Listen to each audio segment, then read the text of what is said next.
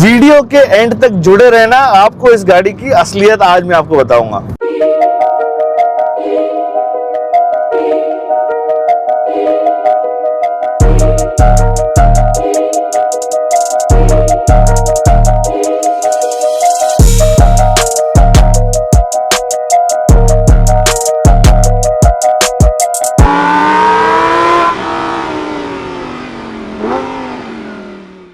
हम अपनी फैमिली के लिए 7 सीटर कार खरीदने का सोचते हैं तो मार्केट में प्राइसिंग काफी हाई होने की वजह से 7 सीटर कार हम नहीं खरीद पाते हैं, हमारे बजट से बाहर चली जाती है। तो आज मैं आपके लिए सॉल्यूशन लेके आया हूँ। पेश है आपके सामने रेनो की ट्राइबर। जी हाँ, आज हम रेनो ट्राइबर की फीचर्स जानेंगे और इसका वॉक अराउंड करेंगे, साथ ही में ड्राइव रिव्यू करने वाले हैं। आज आपको बताएंगे कि 200 किलोमीटर में गाड़ी कितना माइलेज निकाल के देती है, सिटी में कैसी चलती है, हाईवे में कैसी चलती है। लेकिन उससे पहले जान लेते हैं फीचर। फ्रंट की अगर हम बात करें तो यहाँ पर आपको ग्लॉसी ग्रिल मिल जाती है, साथ ही में एलईडी प्रोजेक्टर हेडलैम्प्स विद साथ ही में आपको यहाँ पर डीआरएल भी मिल जाते हैं। नीचे की तरफ फॉग लैंप है और लाला जी इधर देखिए सामने सेंसर भी आपको मिल जाता है। ओवरऑल फ्रंट फेस कुछ इस टाइप का मिलता है। बोनेट पे डिजाइन भी दिए गए हैं, मतलब एरोडायनेमिक्स का पूरा काम किया गया है। साथ ही में रेन सेंसिंग वाइपर भी आपको मिल जाते हैं। साइड की अगर हम बात करें, रेनो ट्राइबर में बहुत ही कमाल का फीचर मिलता है। ये रही इस गाड़ी की चाबी। अब आप देखो, जैसे ही मैं गाड़ी के पास आ गया ना तो गाड़ी जो है वो अनलॉक हो जाती है। एक और कमाल का फीचर है, जैसे ही गाड़ी से दूर चला जाऊंगा, हो गया, हाँ देखो, और भाई गाड़ी तुरंत ही लॉक हो जाती है। ये बहुत ही कमाल का फीचर है, बार बार लॉक अनलॉक का जो झंझट है वो खत्म हो जाता है। साथ ही में इस गाड़ी में 182 mm का ग्राउंड क्लियरेंस मिलता है। और टायर प्रोफाइल की अगर हम बात करें तो 185/65 R15 इंचेस का टायर दिया गया है।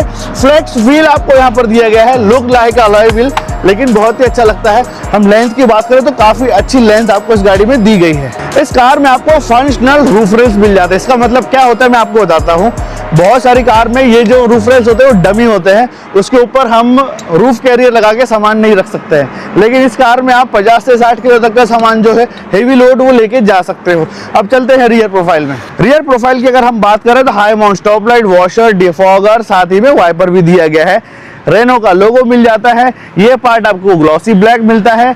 और ये जो एलईडी का सेटअप है पूरा ही आपको एलईडी के साथ दिया गया है, जो कि बहुत ही अच्छी बात है। ट्राइबर की बैजिंग है। रियर साइड में पार्किंग कैमरा और सेंसर आपको मिल जाता है।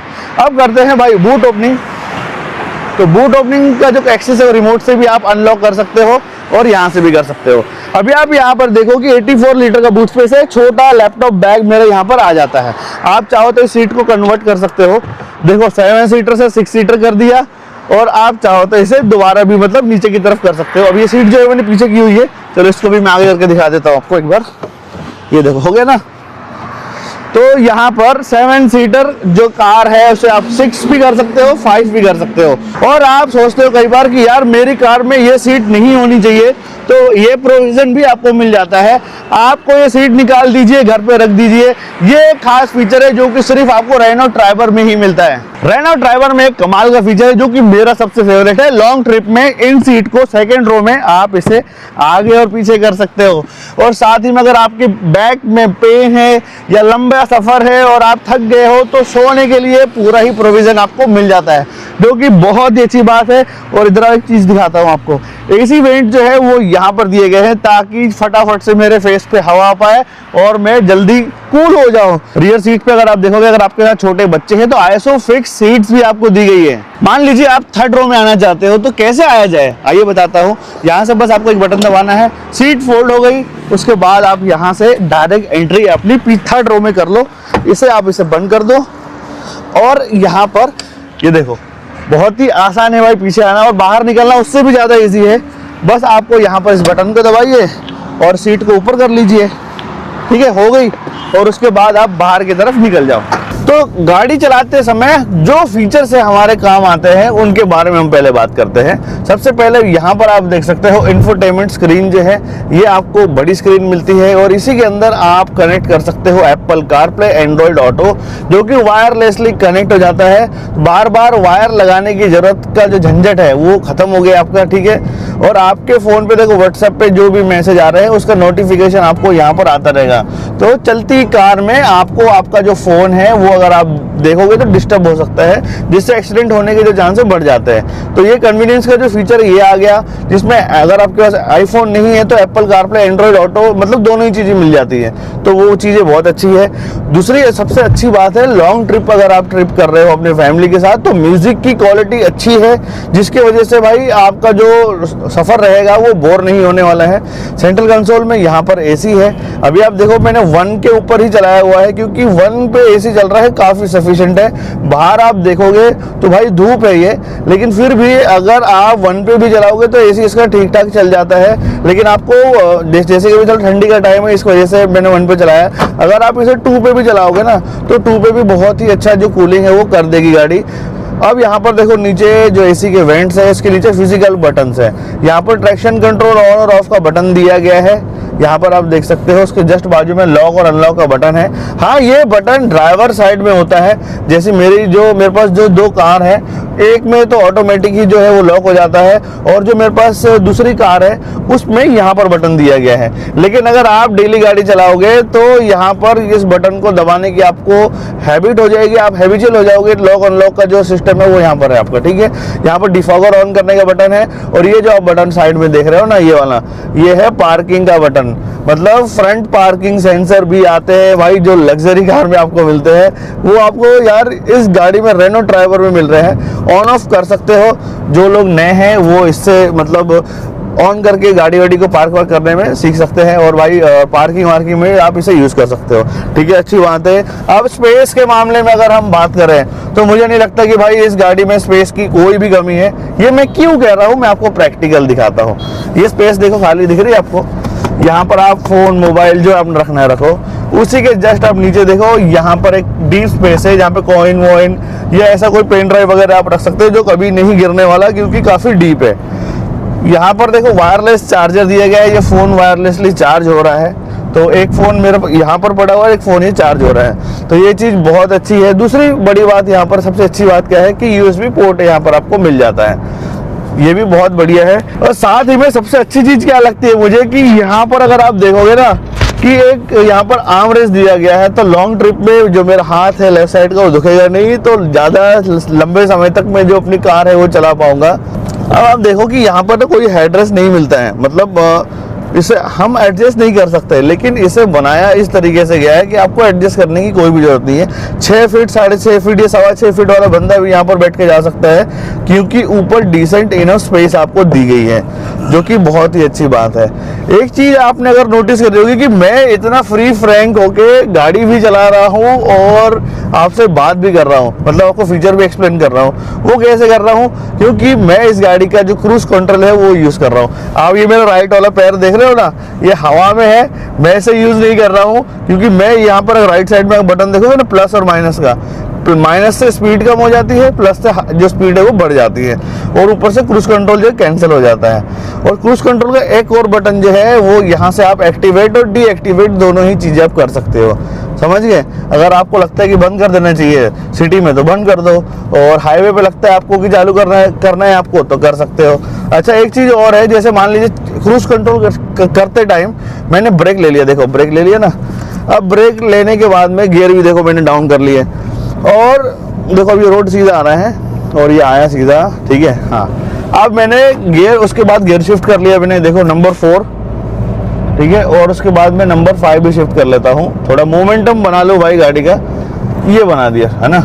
और लास्ट टाइम जो क्रूज की स्पीड चल रही थी, अगर मैं प्लस को दोबारा दबा देता हूँ तो दोबारा से वो ही स्पीड पे जब मैंने ब्रेक ली थी वो ही स्पीड यहाँ से कंटिन्यू हो जाएगी, तो बार बार सेट करने का लफड़ा टेंशन खत्म। अच्छा, इसमें फ़ायदा क्या है मैं आपको बताऊंगा क्रूज में चलाने से। सबसे बड़ी बात क्या लगती है कि आपको जो राइट वाला पैर है वो आपका रिलैक्स रहता है। दूसरी बात कि आपको माइलेज बहुत अच्छा निकाल के देती है कंपनी, क्योंकि हम जो एक्सीलेटर को जैसे ही दबाते हैं तो हार्ड पुश कई बार कर देते हैं, लेकिन क्रूज कंट्रोल से आपके जो एक्सीलेटर है उसको हार्ड पुश नहीं मिलता है, जिससे अच्छा माइलेज भी आपको मिलता है।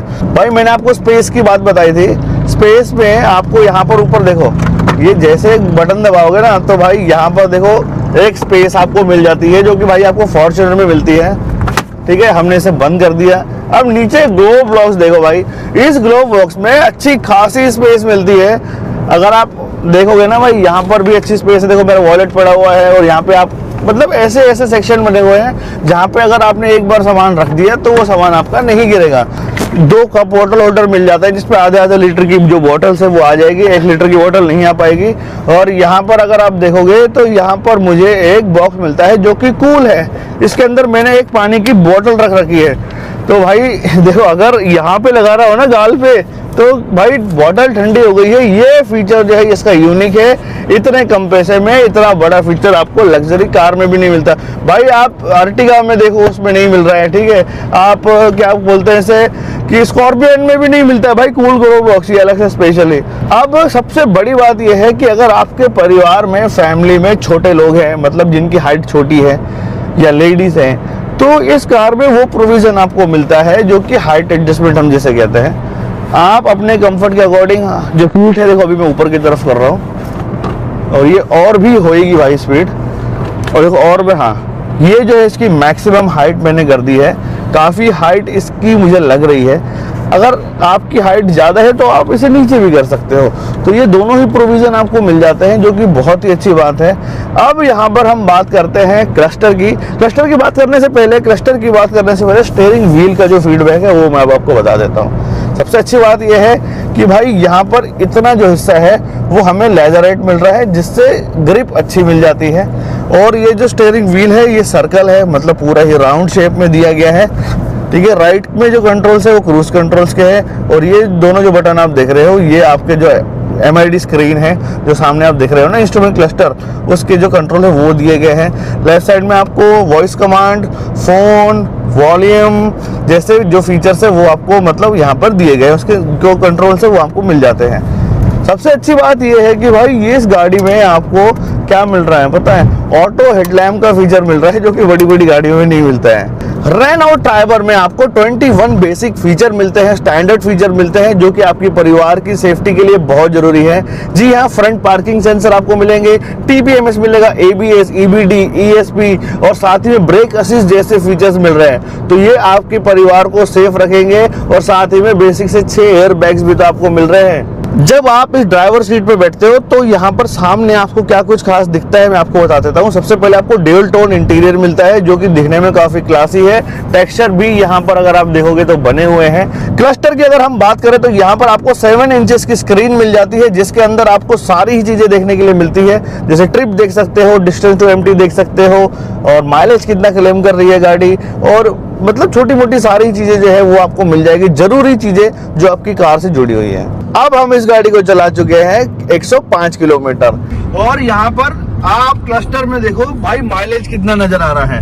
25.2 kmpl का माइलेज यहाँ पर नजर आ रहा है। अभी आप मुझे बताओ कि भैया ऐसी कौन सी 7 सीटर है जो 10 लाख रुपए में आने के बावजूद भी इतना अच्छा माइलेज दे रही है। पैसे भी कम लग रहे हैं और माइलेज भी इतना अच्छा निकाल के दे रही है। वीडियो के एंड तक जुड़े रहना, आपको इस गाड़ी की असलियत आज मैं आपको बताऊंगा। अभी आप देख सकते हो कि भाई हम पहुंच चुके हैं यहाँ पर, जो हमारी लोकेशन हमने सेट करी थी वहां पर। और अभी यहाँ पर आ जाओ, क्लस्टर में दिखाता हूँ बहुत ही कमाल की चीज।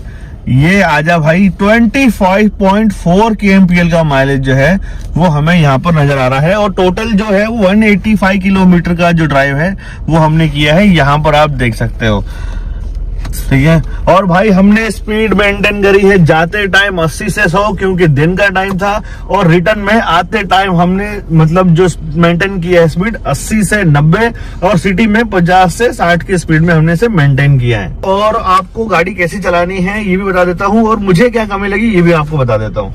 सबसे पहले इस गाड़ी को अगर आप सिटी में चला रहे हो तो बहुत अच्छी चलेगी, आपको कोई भी पता नहीं चलेगा, मतलब पावर परफॉर्मेंस की कोई दिक्कत नहीं आएगी। हाईवे पर अगर आप चलते हो तो हार्ड एक्सीलरेशन करना पड़ेगा अगर आप किसी को ओवरटेक करते हो, और दूसरी बात आपको गियर डाउन करना पड़ेगा। अगर आपको बहुत ही, अगर आपकी आदत है कि बार बार एक्सीलेटर को दबाना है, थोड़ी रश ड्राइविंग अगर है आपकी, तो आपको बार बार गियर डाउन करने की जरूरत पड़ सकती है। लेकिन मैं अपनी ड्राइविंग काफी सही रखता हूँ, मतलब मैंने अपने दिमाग में सोच रखा है कि 80 से 100 तक चलाना है, मतलब ऐसी स्पीड में ब्रेक भी मारो तो गाड़ी कंट्रोल भी हो जाती है।